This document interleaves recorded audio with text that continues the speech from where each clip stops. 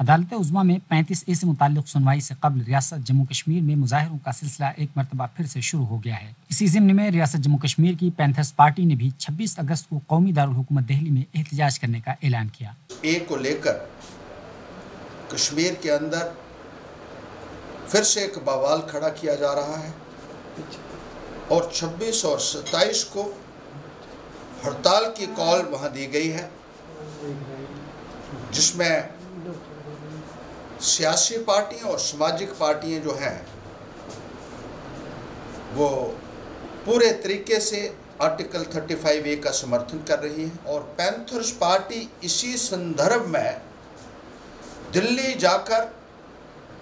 26 तारीख को धरना प्रदर्शन करेगी और इन पॉलिटिकल पार्टीज का जो एजेंडा है उनको बेनकाब करेगी।